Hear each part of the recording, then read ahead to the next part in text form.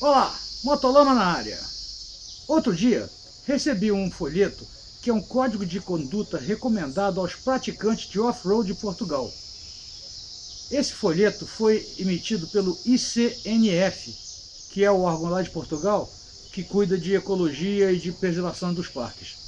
O que me chamou a atenção foi a filosofia dos caras e como eles colocam aquilo que somos todos responsáveis pela preservação. Olha só o texto.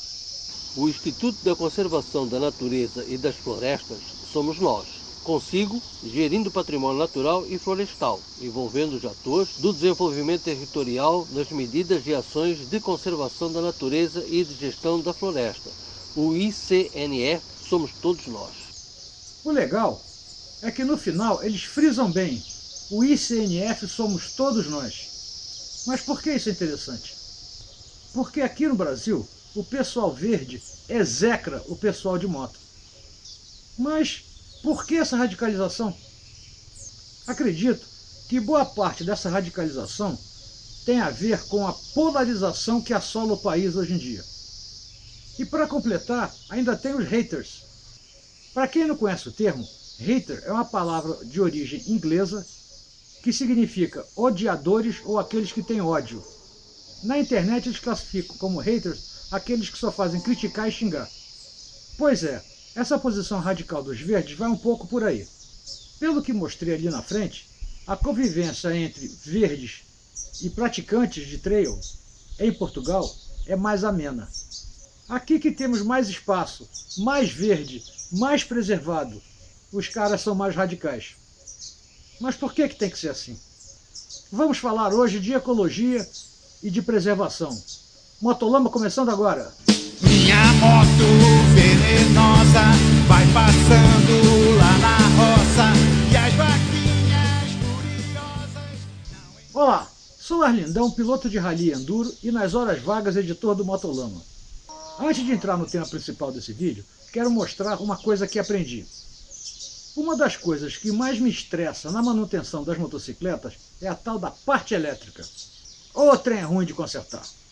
Lembra da XL 250, que arrebentava um fio que levava a corrente até a chave ou o mata-corrente, que passava dentro do chicote por baixo da caixa de direção da XL?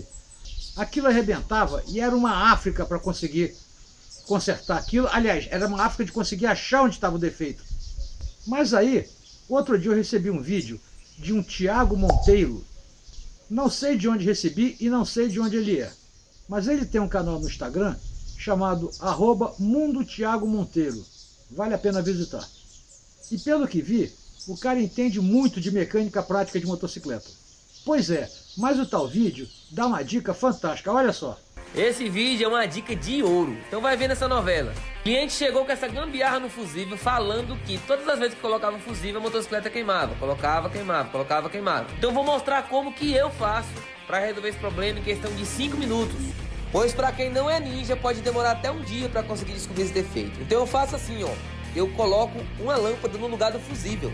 Sendo assim, enquanto houver curto no sistema, a lâmpada vai ficar acesa, porque tem retorno de negativo. Assim fica mais fácil de encontrar se tem algum ponto em algum pisca, em alguma lanterna, né? E algum sensor do freio, como nesse caso aí. Então eu vou sempre nos mais fáceis: setas, sensores do freio, lanterna. Vou desconectando até a lâmpada apagar. Quando a lâmpada apagar, acabei de descobrir qual é o componente que está com defeito. E se eu desligar todos e nenhum apagar, aí eu vou pro chicote. Pode ser que tenha algum curto dentro do chicote. Repara aí a lâmpada apagando quando encontramos o curto. Para você que chegou... Muito legal, né? Isso vai facilitar muito na hora de procurar onde está o defeito que está queimando o seu fusível. Valeu, Thiago. Boa dica. Mas mudando de assunto, e só para dar um pouquinho de asas à minha imaginação, lembra recentemente que eu fiz um vídeo sobre a origem das motos inglesas e falei sobre as Café Racers, que eram motos preparadas para fazer racha a partir dos cafés que ficavam na estrada, daí o nome Café Racer? Pois é, eu vi um novo conceito de Café Racer. Neguinho não tem o que inventar. Mas vamos falar sério. No dia 27 de julho do ano passado, foi celebrado o Dia do Motociclista. E aproveitando o dia, foi discutido a importância do mototurismo em Minas Gerais, criando e oficializando novas rotas para motociclismo. Rotas como o Capitão Senra e outras. Isso é legal porque esses roteiros incluem trilheiros de fim de semana, que vão fazer trilhas em pequenas cidades que de outra forma não seriam conhecidas e estariam parados no tempo. O Brasil tem 3.200 motoclubes e mais de 200 mil inscritos nesses clubes. É muita gente e não é um número pequeno. Mas como dizem que a minoria barulhenta faz mais diferença do que a maioria silenciosa, o pessoal verde consegue fazer mais barulho que esses motociclistas todos. Chegando ao ponto de, numa matéria do jornal O Eco, os caras chamam os motoqueiros, de uma forma pejorativa, de abastados e egocêntricos. De onde ele tirou isso? O trail é um dos esportes mais inclusivos que tem. Com R$1.000 você compra um pau velho aí e vai fazer trilha todo fim de semana. Por outro lado, temos o Ministério Público de Minas Gerais, que criou uma comissão de avaliação ambiental estratégica de atividades recreativas motociclísticas fora de estrada. Ou nome complicado. E essa comissão está tendo um enfoque mais pragmático da realidade, que envolve ecologismo e trail. De um lado, temos alguns trilheiros de fim de semana, e esses caras detonam tudo. E de outro, temos os organizadores de enduro que ralam para agradar motociclistas e ecologistas. E ainda tem aqueles que vão fazer trilha, não sabem das regras, perdem as motos, vão presos sem nem saber por quê. O pior é que não existe uma solução fácil para esse radicalismo. O que tem que fazer é sentar na mesa e debater sem paixão. Eu sei que é difícil os dois lados sentarem na mesa e debater sem paixão, mas tem que ser feito um esforço nesse sentido para chegar a um consenso. De um lado, temos os ecologistas, cheios de razão, que se sentem empoderados porque estão salvando o futuro da humanidade. E de outro lado, temos os motociclistas que querem preservar suas trilhas. Essa balança não é justa. É aí que entra a tal da sustentabilidade. Por definição, pelo WWF, World Wildlife Fund, que em tupiniquês significa Fundo Mundial da Vida Selvagem, desenvolvimento sustentável é aquele desenvolvimento capaz de suprir as necessidades da geração atual, garantindo a capacidade de atender às necessidades das gerações futuras. Simplificando, é definir os limites, onde a geração atual pode usufruir sem estragar o terreno para a próxima. Então, a sustentabilidade envolve a importância desse compromisso entre as partes interessadas, onde se estabelece limites bem definidos, mas não impede a realização do uso da terra. No nosso caso, trilha. Isso é sustentabilidade. É claro que é importante essa preservação. Estamos falando das futuras gerações. E afinal, a trilha é a nossa quadra de esporte. Temos que preservá-las. Mas apesar de ser contra a criação de regras, infelizmente, essas regras devem existir para a coexistência pacífica entre verdes e trilheiros. Veja bem, não estou falando aqui de proibição, mas regras claras e definidas para que possamos usufruir das trilhas sem estragar o meio ambiente. É claro que estou falando de trilhas em parque. Locais como a Serra da Canastra, que é um parque florestal, apesar de não ser uma floresta, é um cerrado, as motos causam muito pouco dano ou quase nenhum.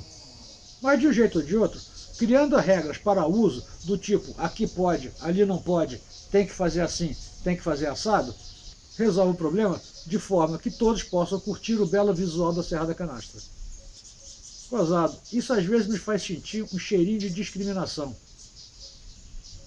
É impressão minha. O pessoal de bike já está tendo ótimas iniciativas preservando algumas trilhas previamente degradadas. Alguns grupos de motos também estão fazendo isso. Mas isso tinha que ser mais incentivado. O problema é que o pessoal verde mistura jipe com moto, colocando todos no mesmo balaio. Nada contra os jipes, muito pelo contrário, mas são os caras que detonam mais. E no final, todos pagam o mesmo preço. Não o preço em dinheiro, preço em responsabilidade. A palavra política vem do grego antigo, que significa lidar com os assuntos da polis, que era a palavra usada para cidade.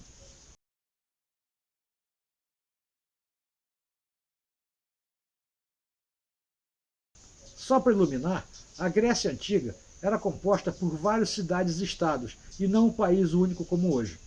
E o sufixo ica indica o conhecimento sobre o assunto. Daí política. Mas por que estou explicando isso? A política, nesse caso, envolve lidar com diferentes opiniões e interesses, para que tanto os trilheiros e ecologistas possam chegar a um consenso sobre esse assunto. Tem que haver uma política bem definida, no sentido de equilibrar os dois lados, com regras bem claras e bem divulgadas, onde trilheiros não vão presos e nem percam suas motos sem nem saber porquê. Espero ter ajudado a incentivar esse tipo de ação para acabar com esse tipo de polêmica e com a rixa que existe entre os dois grupos. Os dois lados têm razão e têm os mesmos interesses, mas do jeito que estão agindo, os dois lados perdem a razão. Participe dessas discussões na sua região e ajude a estabelecer regras e procedimentos para atender aos dois lados da questão. Mas mais importante mesmo é compartilhar esse vídeo para que todos saibam da importância desse tema. E já que vai compartilhar, aproveita e aperta o botão do like e verifique se está inscrito, para não perder nada do canal. Lembra, isso ajuda a impulsionar o canal. Então é isso. Um abraço, até semana que vem. Fui! Minha moto venenosa vai passando